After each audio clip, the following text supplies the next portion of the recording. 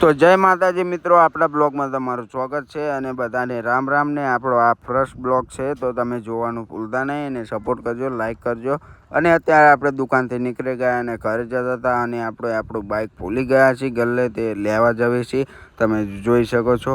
અને આપણે નીકળી ગયા છીએ બાઇક લેવા અને દુકાને પહોંચવા આવી ગયા છીએ અને ત્યાં આપણને મળી ગયા ભઠ્ઠાભાઈ એટલે કે વિશાલભાઈ.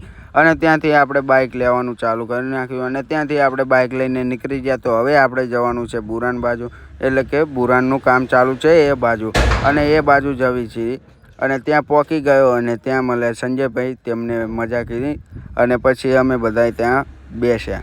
પછી બેસ્યા ને પવન ખાધો ને પછી તમે જોઈ શકો છો. અને પછી હું પણ બેસી ગયો ખુરશીમાં અને પછી સંજયભાઈ ગયા ટ્રેક્ટર નાખવા, એટલે કે ટ્રેક્ટર નહીં બાકા ચીકી બોલાવો. ત્યાં આપણે ગઢારા પડી ગયા હતા તો સંજયભાઈ ગઢારા બુરતા હતા, લેવલ મારતા હતા, તમે જોઈ શકો. આ છે સંજયભાઈનો ફોન અને હું પણ ઠંડો પવન ખાવા બેસી ગયો અને સંજયભાઈ ભડાફૂટ બકા ચીકી બોલાવતા. અને પછી આવી ગયા અંકિતભાઈ અને અંકિતભાઈને બધા અમે બેઠા અને પછી 2 જ મિનિટ રહીને આવી ગયા મહેશ કાકા અને કરણભાઈ, તમે જોઈ શકો છો.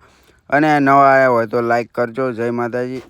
પછી ત્યાં બેઠા ને પછી આવી ગયો ડમ્ફર અને ડમ્ફર ખાલી કરવા ગયા સંજયભાઈ તમે જોઈ શકો છો. અને પછી ડમ્ફર જતું હતું ખાલી થવા અને હું પણ બેઠો હતો ખાટલામાં, તમે જોઈ શકો છો. ડમ્ફર ખાલી થવા જઈ રહ્યું છે અને બ્લોગમાં નવા આવ્યો તો લાઈક કરજો. જય માતાજી, જય શ્રી રામ, બાય બાય.